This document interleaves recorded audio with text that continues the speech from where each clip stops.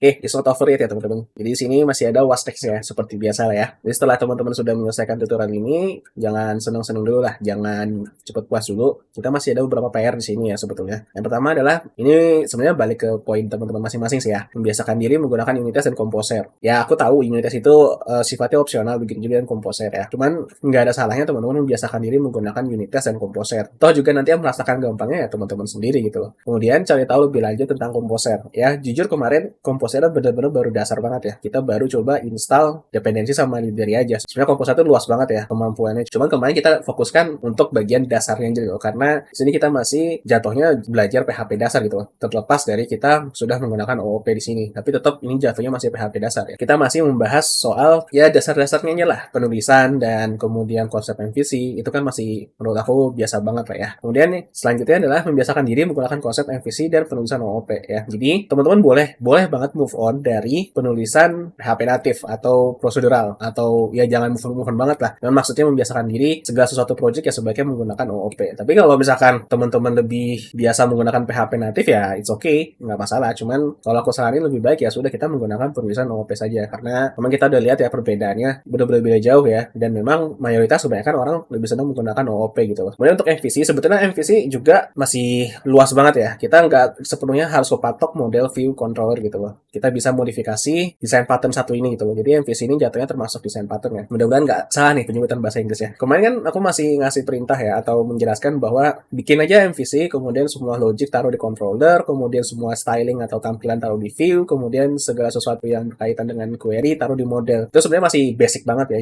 Yaitu kita implementasikan MVC, cuman masih belum sepenuhnya lah, belum powerful lah. Kita masih kepatok sama MVC-nya aja. Sebetulnya masih bisa kita modifikasi sedikit sih. Jadi nggak sepenuhnya mengikuti aturan MVC gitu loh. Kita bisa menambah folder tambahan mungkin di modelnya atau di view-nya, mungkin di controllernya ya. Apalagi nanti kalau misalkan teman-teman udah masuk atau coba pakai framework front end gitu loh. Kemudian framework front end itu jadi satu sama PHP-nya. Dan nanti akhirnya akan muncul folder baru namanya komponen. Biasanya sih begitu ya. Ini nggak ada salahnya teman-teman cari tahu lebih lanjut tentang MVC ya. Sekali lagi nih ya, sebetulnya kita nggak perlu kepatok sama MVC gitu loh. Kita mau modifikasi MVC-nya, misalkan view-nya mau tambahin folder lainnya, ya sesuai yang aku jelasin tadi itu nggak masalah. Kemudian teman-teman nggak kepatok sama tutorial ini gitu loh. Kemudian yang selanjutnya adalah praktek.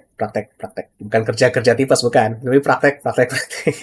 Kenapa aku bilang praktek ya? Jadi ya memang pada dasarnya kita itu jatuhnya kalau mau semakin mahir ya lakukan itu secara berulang kali gitu loh. Ya nggak selalu kita harus menghafal semua sintak kode, kemudian menghafal segala sesuatu teori yang ada di sini. Nggak harus. Tapi sebaiknya kita lebih sering melakukan praktek gitu loh. Karena ketika kita melakukan praktek, nanti jatuhnya kita ngetik, terus kita baca juga. Terus otomatis ya sama aja kayak nulis gitu loh. Guru kita ngasih materi, kita tulis di buku, kita baca juga ya otomatis itu jadi inget gitu loh. Ya untuk dalam jangka waktu dekat lah, nggak jangka waktu lama gitu loh. Kita pasti bakal inget gitu kan, bakal agak nempel lah seperti itu. Karena memang itu metode terbaik gitu loh ketimbang teman-teman ngehafalin sintak kode, ngehafalin teori apa segala macam. Kalau buat ujian mungkin fine-fine aja sih. Cuman kalau misalkan buat nanti terjun ke dunia industri atau mungkin terjun ke dunia nyata, itu useless banget sih karena banyak banget yang masih hafalin gitu loh. Jadi lebih baik silakan lakukan berulang kali gitu loh. Praktek. Selanjutnya ada berkenalan dengan Git. Ya jadi sini teman-teman sebetulnya di PHP OOP dasar 1 aku nggak ngejelasin ya.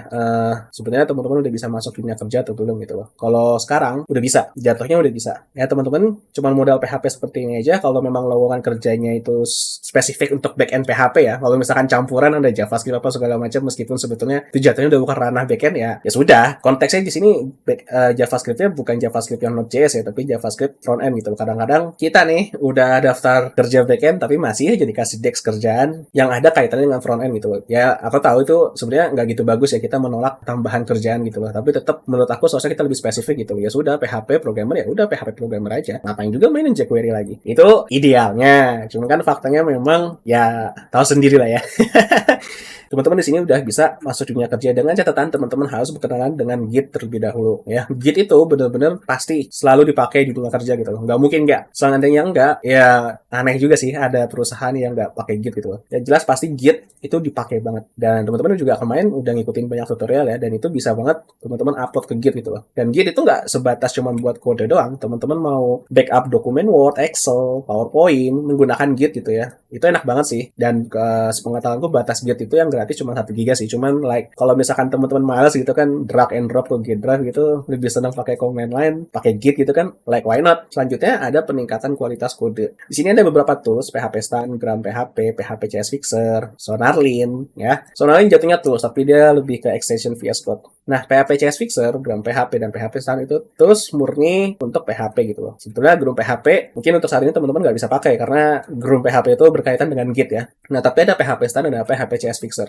Ya, teman-teman cari tahu aja di internet PHP Stan itu apa, PHP CS Fixer itu apa, Gram PHP itu apa. Mungkin teman-teman mulai nanya kualitas kode itu seperti apa ya. Kualitas kode itu kurang lebih gambaran sederhananya aja ya. Nggak usah yang rumit-rumit lah. Jadi teman-teman punya standar penulisan kode gitu loh. Jadi kodenya nggak nano-nano atau gado-gado nih. Jadi teman-teman benar-benar ngikutin standar, ya kan? PHP Stan, Gram PHP, kemudian PHP CS Fixer itu secara nggak langsung dia bikin standar gitu loh. Teman-teman harus menuliskan kode dengan begini gitu loh. Kurang lebih seperti itulah. PHP CS Fixer juga dia bukan standar sih jatuhnya, cuman dia lebih membantu teman-teman supaya bisa merapihkan kode yang belum mengikuti standar gitu loh. Kemudian yang terakhir, nah di sini di tutorial sebelumnya sebenarnya yang salah ya. Seharusnya aku nggak menyebutkan menggunakan framework di PHP OOP dasar 1 ya. Karena belum belajar Composer, jadi seharusnya nggak cobain framework dulu. Tapi karena di What's Next-nya di situ ada tentang cari tahu tentang Composer, jadi ya nggak sepenuhnya salah lah. Teman-teman nggak usah berdebat lah, nggak usah berdebat framework mana yang paling bagus gitu loh. Atau teman-teman berdebat lebih baik menggunakan framework atau nggak usah. Pada intinya adalah kembali ke kesepakatan masing-masing tim. Ya, serius buang-buang waktu debat doang. Jadi lebih baik kalau misalnya teman-teman punya tim, ya sudah tanya aja kita mau pakai framework apa enggak gitu loh. Seandainya enggak, kita mau pakai PHP natif atau PHP OOP. Udah, sederhana, simple aja kayak gitu. Kalau dari sudut pandang aku. Ini kalau misalnya dari sudut pandang orang lain, ya aku nggak tahu juga. Oke, yang terakhir adalah Deep Learn PHP. Deep Learn PHP ini konteksnya adalah mempelajari PHP itu bisa apa aja sih? Dan ada beberapa fitur lagi yang sebetulnya penting sih di OOP, cuman belum aku masukin ke dalam tutorial PHP OOP 2. For some reason, entah kenapa aku sendiri juga belum begitu menguasai tentang enum, kemudian anonymous class, dan lain sebagainya lah. Jadi itu banyak banget ya. Kemudian di PHP 8 juga ada update terbaru, dan itu berkaitan dengan PHP OOP gitu loh. Jujur, dan itu belum aku pelajarin gitu loh. Aku masih perlu waktu untuk mempelajari itu gitu. Jadi mungkin nanti akan ada lagi serial PHP lainnya lah yang ngebahas Deep Learn PHP gitu. Kita benar-benar menggunakan PHP natif. Ini kita udah bahas semua ya. Dan mungkin teman-teman nanya gitu loh. Mungkin nggak sih di sini ada tutorial menggunakan framework? Mungkin kalau aku bilang jawabannya adalah antara iya atau tidak. Tutorial framework itu menurut aku kalau ngikutin pendapat orang yang pernah aku lihat di internet, aneh gitu loh. Kenapa aneh ya? Karena dokumentasi udah lengkap, kenapa kita harus bikin tutorial lagi gitu loh. Kan tinggal baca, selesai. Ya itu idealnya, ya kan? Tapi kan faktanya, bahkan aku sendiri kadang-kadang masih suka nyari tutorial Laravel, ya. Antara ada dan tidak ada. Belum bisa dipastikan ada atau tidak. Cuman yang jelas, kuncinya adalah kalau ingin menguasai framework, ya udah tinggal baca aja dokumentasinya, selesai. Dan kalau misalnya nemu masalah, ya teman-teman tinggal cari kode errornya apa, cari di Google, selesai. Jadi kurang lebih menggunakan framework itu seperti itu.